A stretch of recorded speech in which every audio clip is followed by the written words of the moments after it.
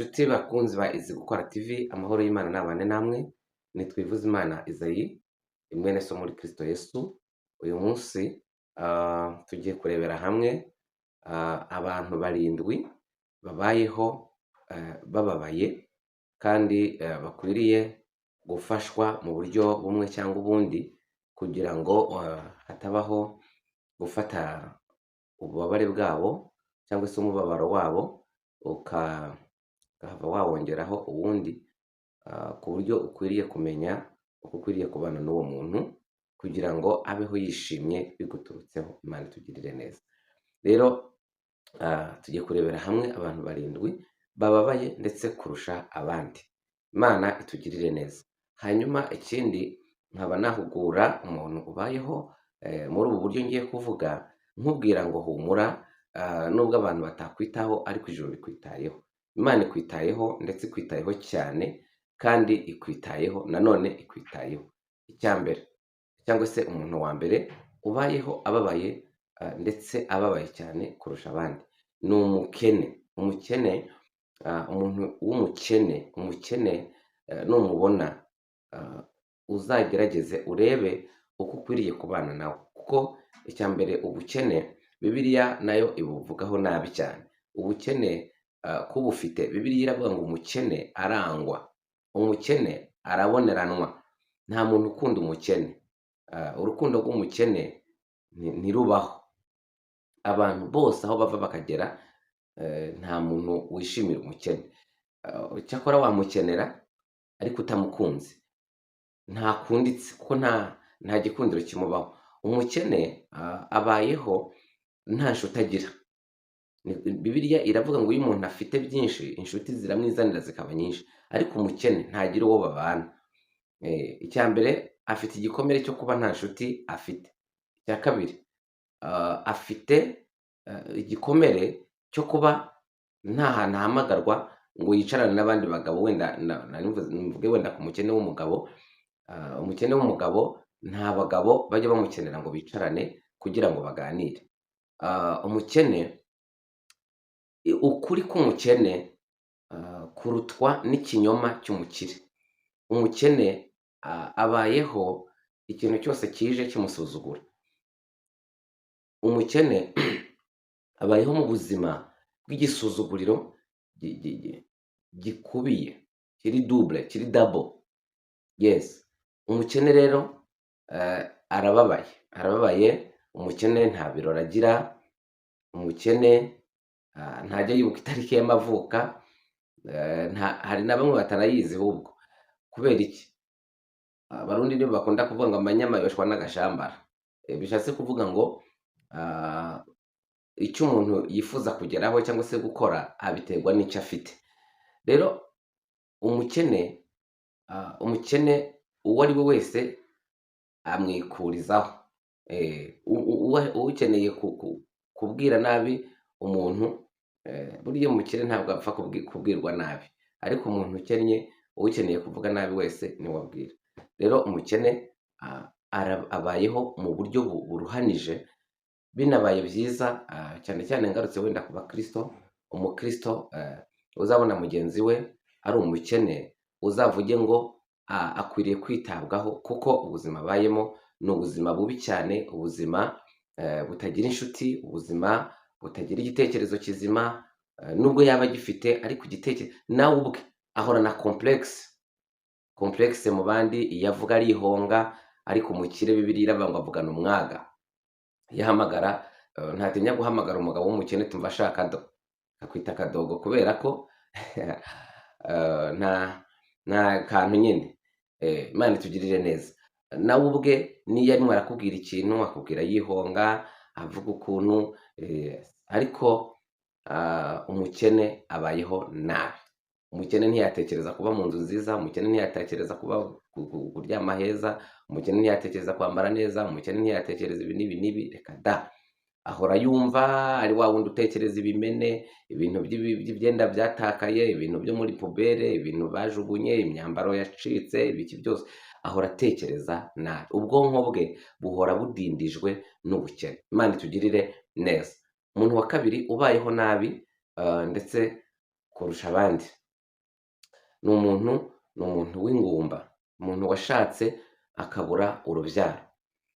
Bene uyu muntu numubona uzasaba Imana igufashe ku buryo muganira umutera amagambo y'ibyiringiro no gukomera no kwihangana, no kumubwira ko Imana ibasha kuba yabikora. Ntuzagire amagambo yo kumuvugiraho ugira. Hari umuntu Bibiliya ijya ivuga kuri Hana. Hana yari yarashatse ariko abura urubyaro. Bibiliya iravuga ngo mukeba we witwaga Penina arabyara. Ariko mbabwize ukuri, umuntu utarabyaye, icya mbere ahorana ibibazo byinshi muri we. Ahora yibaza se ntabwo mbyara, ese nanjye, yibaza niba ari umugabo, yibaza niba ari umumama, ahora mu cyeragati. Aba afite rero agahinda gakomeye, ndetse n'iyo ageze mu bandi babyeyi ariheza kubera ko nta shema ry'ababyeyi agize gute afite. Nk'iyo yibeshe gatoya, agafata nk'umwana wenda ukoze nk'agakosa akamucyaha, ababyeyi baza bamutuka bamuvuga ngo, bakamubwira amagambo mabi. Unkubitiye umwana, ni umushiha wo kutabyara, ni uko wabuze urubyaro, gutya na gutya, nijye nakubwiye ngo ntubyare. Umuntu akamuvugiraho agahinda kakamwica. Umuntu utarabyaye iyo yibesha agatuma umwana w'abandi akamutuma nk'akantu, nyina ahita aza akavuga ngo niko umwana wanjye uramutumagiza, wazabyaye abawe akaba ari we ujya utumagiza. Umwana wanjye namubyaye ngo arakomeretse, abayeho nabi, abayeho mu buzima butisobanukiwe. Noneho rero iyo ugize malchance n'umuryango washatswemo nawo ntugufashe kuzamuka uwo musozi, uraje guca umuryango, uri cyumya, uri iki n'iki n'iki n'iki, uri icyo ntazi, bakamuhimba amazina, ese ubundi wajyaga hehe, bakagutuka ku buryo uyu muntu abayeho nabi. Nzi umuntu wigeze kumbwira ukuntu hari umuntu yabajije undi, aramaza ngo ese ngo runaka ngo uramuzi? Aramubwira ati ndamuzi, ariko ni uko batabyara. Unyumvire ikibazo amubajije n'icyo amusubije, urumva bihura? Runaka kuba bavuze ngo ese ngo uramuzi, ibyo kuvuga ngo ni uko atabyara bizamo gute? Kugira ngo amuvugireho gusa amubabaze, yamuteye igikomere ku buryo aba yumva atazi uko yamusobanukirwa.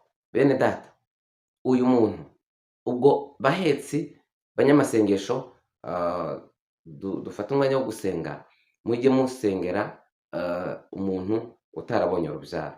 Ibi bintu ndabizi kuko nahuye nabyo. Namaze imyaka 7 n'igice Imana iri kuncisha ku ikosi, nta rubyaro nagize. Umuntu wese ushaka kukwifotorezaho akwifotorezaho ngaho, abakubwira ati waje nkagufasha, igiye ko mbyara, abashaka kuguta mu byaha, abashaka kukoshya, abashaka kugira gute. Ibyo ndabizi birababaza. Abashaka kugushuka ngo ujye mu bapfumu, ujye mu bavuzi, ujye mu biki byose, umuntu wese akuvugiraho akakwereka ko nta bwenge wagize, akakwereka ibintu byinshi. Rero umuntu ubayeho ari ingumba adafite urubyaro, uwo muntu ni uwo kwitabwaho, uwo muntu ni uwo kwirinda. Iyo muri muraganira, wirinda kuzana amagambo amukomeretsa, ahubwo ukwiriye kumuga ati mwene data dusenga Imana, komera, gutya na gutya na gutya. Yes, ukamufata amaboko muri urwo rugendo arimo aracaho. Namwe babyeyi mwabyaye nkabahugura rwose, nubona umuntu utaragize urubyaro, mu by'ukuri umuntu ajye yirinda kumubwira ijambo rimukomeretsa, kuko ntabwo ari byiza. Yes, uwo muntu ni uwo gusengerwa. Abashumba mukwiriye kujya mugera igihe cyo kwegeranya abantu bameze batyo, mukabaganiriza, mukabakomeza mu nzira barimo, kandi mu bisongo barimo barahura nabyo by'amagambo akomeretsa, mukabana nabo, mukabasengera, mukabahumuriza kugira ngo bakomerere mu nzu y'Imana. Rero nagira mubwira ngo nubwo bimeze bityo, ariko urukundo rw'Imana rukuriho nawe mu izina rya Yesu. Umukene abantu baramwanga, abantu baramusuzugura, abantu baramubonerana, umukene ntiyahabwa invitation, umukene ntatumirwa mu birori, ariko nagira nkubwire ngo ijuru rikwitayeho. Umuntu ushobora kubayeho muri ubwo buryo, ijuru rikwitayeho, nubwo abantu batakwitaho uko bikwiriye, ariko ijuru rikwitayeho. Imana itugirire neza, ariko nkahugurira abantu nk'uko Bibiliya ivuga, iravuga ngo uwita ku mukene cyangwa se uha umukene aba agurije Imana, kandi utirengagiza umukene, Imana nayo ntizamwirengagiza mu gihe cy'amakuba. Nagira hari ikindi kintu abantu bakunze kugira, iyo ubonye Imana yaragukenuye, ntabwo ziba ari imbaraga zawe, ahubwo ziba ari imbaraga z'Imana zabikoze kugira ngo uzabere abakene amaboko. Iyo Imana ikubereye amaboko, iba ikeneye ko nawe ubera abandi iki? Amaboko. Rero Imana itugirire neza. Niba Imana yarakuzamuye, nawe ukwiriye kugira abo uzamura mu izina rya Yesu Kristo. Undi muntu wa gatatu ubayeho ababaye ni imfubyi. Imfubyi nayo irababaje cyane. Icya mbere, imfubyi ibaho mu bwigunge, ibaho mu bwihebe. Imfubyi nta ejo igira, ibibona ko ubuzima burangiye, iteka ryose abona urupfu. Mu cyimbo cy'ubuzima abona urupfu, nta byiza abona. Mu cyimbo cy'ibyiza abona ibibi. Mu cyimbo cyo kumva kuba yabwirwa neza, yumva kubwirwa nabi. Imfubyi ibayeho nabi. Imfubyi ntigira uyihana, imfubyi ntigira uyihugura, imfubyi ntigira uyibwira ngo ibi bikorwa gutya na gutya na gutya. Imfubyi ibayeho ntawo ibwira, ntawe ugisha inama. Nujya ubona umuntu ari imfubyi akavuga ngo ndi imfubyi, mu by'ukuri uzajya ugerageza kubana nawe muri icyo gikombe, umere nk'umuntu uhagaze mu cyuho, mu buryo bw'imivugire no mu buryo bw'imikorere. Icyo uzashobora gukorera imfubyi uzagikore, ariko wa mfubyi we agira nkubwire, nubwo imfubyi idakundwa cyane, nubwo imfubyi ititabwaho, nubwo imfubyi ntawe ugira inama, ariko nagira ngo nkubwire ngo humura, nawe ijuru riragukunda, kandi Imana ni papa wawe, Imana ni byose byawe, Imana ni karuhura kawe. Nubwo udafite uwo ubwira, ujye wegera Yesu. Imana itugirire neza. Umuririmbyi yaravuze ngo mbonye ngo ntazansiga nk'imfubyi. Bishatse kuvuga ngo imfubyi ijuru naryo rirabizi ko ribayeho mu buryo bubi. Imfubyi, iyo umuntu yabaye umukobwa w'imfubyi cyangwa se umusore w'imfubyi, agera igihe yagakwiriye gutanga umusaruro mu gihe cy'ikigero cyiza cyo gushaka, hanyuma wa musaruro ntugaragare kuko ntiyabonye kirazira, ntiyabonye umubwira ngo ibi bikorwa gutya. Iyo rero ari ukwirwanaho, iteka akora amakosa menshi. Nkahugura abantu nanone bubatse, ujye ubanza umenye amateka ya mugenzi wawe. Hari igihe abantu bafatira ibintu hejuru, kandi mu by'ukuri mugenzi we ari uko atabonye igikwiriye mu buto bwe. Muri icyo gihe rero mujye muhana ubuhamya. Biba byiza iyo abantu bahanye ubuhamya bw'ubuzima n'ibintu byagiye bibabaho mu nzira, bituma habaho gufashanya.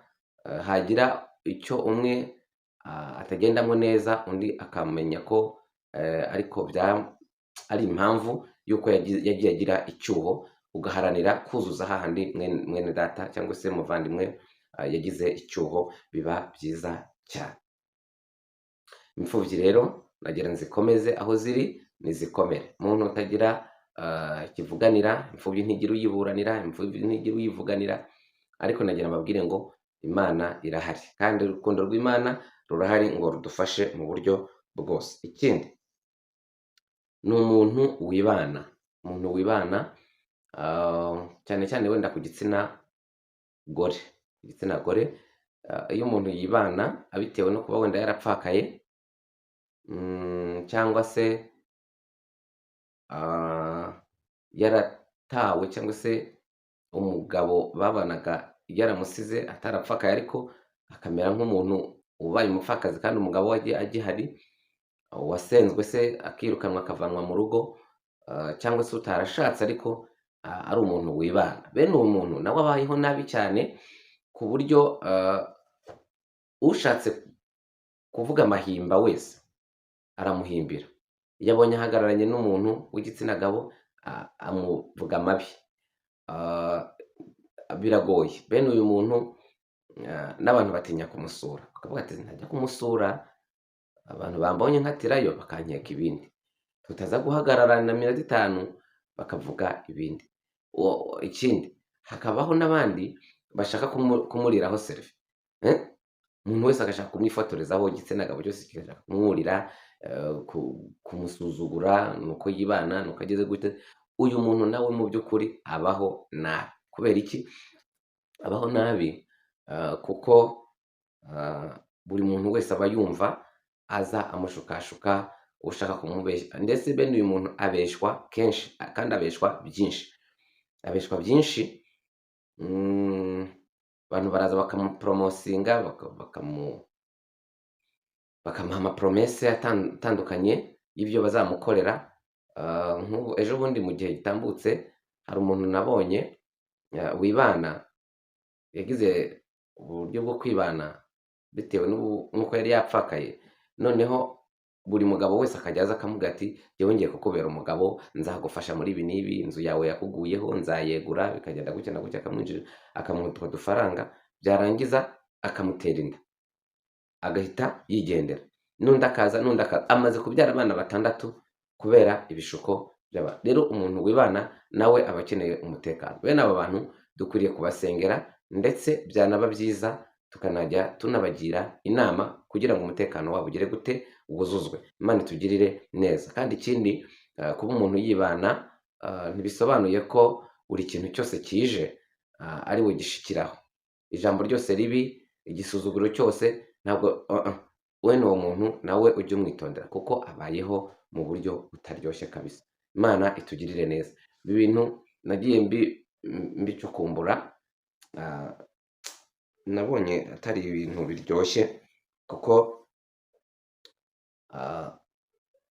abaho nawe atazi icyerekezo arimo. Bene uyu muntu nawe arababaye. Imana itugirire neza. Undi muntu ubayeho ababaye cyane ni umuntu utazi se cyangwa mama we, wisanze ku isi ariko akaba ariho atazi ababyeyi be bombi. Bene uyu muntu ahorana icyuho muri we, anahorana n'umubabaro wo kumva abandi bavuga mama, papa, we ntamenya ngo yavukiye he, ntamenya sekuru, ntamenya nyirakuru, ntamenya onkere we, donc akabaho ari wa muntu ubayeho atazi aho akomoka. Uyu muntu arababaje. Iyo yirebye mu ndorerwamo akajya mu muhanda, iyo abonye nk'umuntu yenda kugira nk'agasura ke, avuga ati uriya ntiyaba ari papa, uriya ntiyaba ari mama. Nyine ahorana ikibazo gikomeye. Ndabazi bene abo bantu. Abantu bose bayumva, iyo agize nk'umugisha akabona nk'umupapa umuhobera, yumva yamugumana, cyangwa se umumama aba yumva yamubera mama. Rero hari akatemonyage gatoya k'umumama nzi wabaye bize mu kazi, hanyuma akajya ava ku kazi akajya ku ishuri. Abana babaho badafite papa wabo, nawe akora mu kazi katoroshye gatuma ataboneka, kamara n'ukwezi, rimwe akaba yagiye no muri misiyo akamara umwaka, kugeza ubwo abana bagize icyuho bakajya bajya ku muhanda hafi y'igipangu, bagahamagara nk'umupapa, bakavuga ngo niko ngo waje ngo ukatubera papa. Babona umumama ngo we ngo waje ngo ukatwiberera mama. Urumva babuze, bari bababuze kandi bahari. Noneho rero reba noneho kubaho utanazi uko wabayeho. Uwo muntu afite igikomere gikomeye. Rero ariko nagira nkubwire ngo humura, ntabwo uri impanuka. Umuntu ushobora kubayeho muri ubwo buryo ntabwo uri impanuka. Imana yatumye ubaho ifite n'uburyo igomba kukwiyegereza. Ukunda Imana, uyiyegereze, ntiwigirire nabi, ntujye mu biyobyabwenge ngo wiyahuze ibiyobyabwenge, wiyahuze ibintu by'ibyaha, ugire gute ngo n'ubundi ntuzi uvuka, n'ubundi ntuzi niba uri umuntu. Oya, ntiwigirire nabi. Kuba uriho kubw'umugambi w'Imana. Ahubwo hagararana n'Imana, wegere Imana nayo ikwegere, kandi izakugeza kure mu izina rya Yesu. Hari umugabo yabaye umuntu ukomeye, Imana yaramureze kugira ngo abone irangamuntu, leta niyo yabigizemo uruhare, imugabira igihugu, imugabira intara, imugabira akarere, imugabira umurenge, imugabira umudugudu, imugabira nyine kuri buri kimwe cyose irabyuzuza, kuko ntazi se cyangwa ariko Imana yaje kumugirira neza iramurera, kandi ndabizi ko harimo abantu bashobora kuba bankurikiranye Imana yareze muri ubwo buryo. Nzi n'umuntu wabayeho aregwa n'ingagi, ingagi ziramurera ziramwonsa, amera ubwoya bw'ingagi birakomera, ariko ubu ngubu Imana yaje kumugirira ubuntu, yavuye mu bikoko, ubu ngubu ni umugore, arubatse, arashatse, yaranabyaye, Imana itugirire neza, ariko bene uwo muntu aba abayeho mu buryo butaryoshye. Icya gatandatu ni umuntu wagize ababyeyi bombi akababona, ariko bakamubera ababyeyi gito. Iyo wagize ababyeyi gito nabyo bitera igikomere kiri hejuru. Kugira ababyeyi gito ni ukugira ababyeyi batakwitaho ngo bagukorere inshingano za kibyeyi, ugera mu bigero by'ubugimbi ukabura inama za kibyeyi, ugakura ubona ababyeyi bawe batakwitaho, ahubwo rimwe bakavuga ati ese iki cyana cyavuye he? Cyana ninde wakibyaye kandi aribo bakubyaye? Ukabaho nk'udafite ababyeyi kandi uzi ko bahari, ugasanga umuntu agize umubyeyi akaba ari we umugambanira, akaba ari we umukorera ibintu bibi, akaba ari we unamuteza n'ibintu by'imyuka mibi n'ibiki byose. Bene uyu muntu nawe aba akomerewe cyane. Uyu muntu wagize ababyeyi gito, igihe cyose abonye umugabo, igihe cyose abonye umugore, ahita amubonamo bwa bubi bw'ababyeyi. Hari umuntu wagiye kubatizwa, abapasiteri bavuze rya zina barimo baravuga ya magambo avuga ngo ndakubatiza mu izina rya Data wa twese n'iry'Umwana n'iry'Umwuka we. Atangiye kuvuga ngo ndakubatiza mu izina rya Data, yahise avuga ati mvaho, ntabwo uri bumbatize mu izina rya Data n'ibyo yankoreye. Niba Imana ari Data ndagiye. Undi yinjiye mu rusengero yumva akubitana n'ijambo rivuga ngo ariko Imana ni Data. Yumvise Data yahise asohoka ati niba Imana ari Data nanjye ndasohotse, sinkikijijwe ndagiye, kuko yakomerekejwe n'ababyeyi. Umuntu wakomerekejwe n'ababyeyi nawe nakubwira ngo komera, wagize ababyeyi gito. Hari uwo twigeze duhura, mama we yamukubise iferabeto yo mu mutwe, aramwihakana, donc kugira ababyeyi gito nabyo birakomeretsa. Abantu rero babayeho bakomeretse, ariko nagira nkubwire ngo humura, nubwo ufite icyo gikomere kimeze gutyo, Imana ikwitayeho, hari icyo Imana yakora ku buzima bwawe, kandi nawe ukishima biturutse ku Mwami Imana. Imana itugirire neza. Rero urumva ko abantu bafite ibintu byinshi cyane. Nibutsa kuba umuntu nkurikiranye utarakora subscribe, ayikore kuri izi gukora TV, kandi ikindi habeho no gusharinga ku nshuti zawe, ku magurupe, kugira ngo dufatikanye gutanga ibiganiro n'ijambo ry'Imana n'impuguro kugira ngo bigende neza.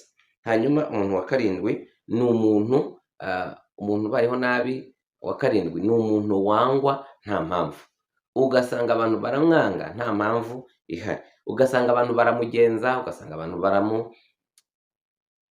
bamutega ibico, ugasanga umuntu bagira gute, kandi mu by'ukuri nta mpamvu.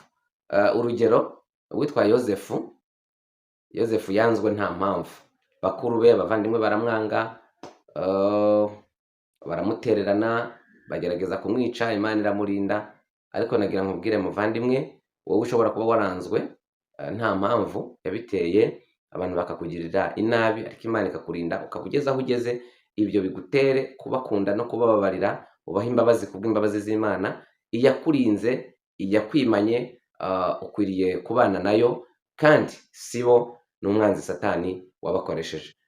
Satani ni umwanzi w'ibyiza, Satani ni umwanzi w'abakundana.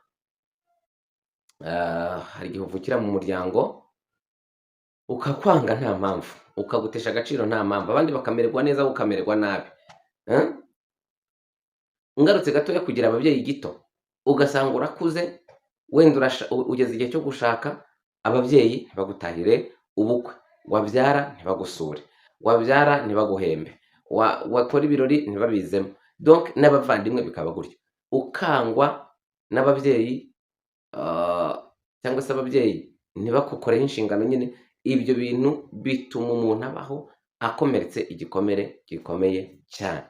Ariko nimuhumure, aho umuririmbyi yararirimbye aravuga ngo aho data na mama batabaye warahabaye Mana urandengera. Dushimiye Imana ko yabanye nawe, dushimiye Imana ko yagiye ikurengera, kandi nawe ushobora kuba utarabona ishusho y'imbere yawe, nagira ngo nkubwire ngo wikomeze ku Uwiteka, umusenge, umwubahe, ube mu nzu y'Imana, umukorere, hanyuma Uwiteka azakuremera. Ibyo utahawe n'ababyeyi bakubyaye, Imana izabiguha.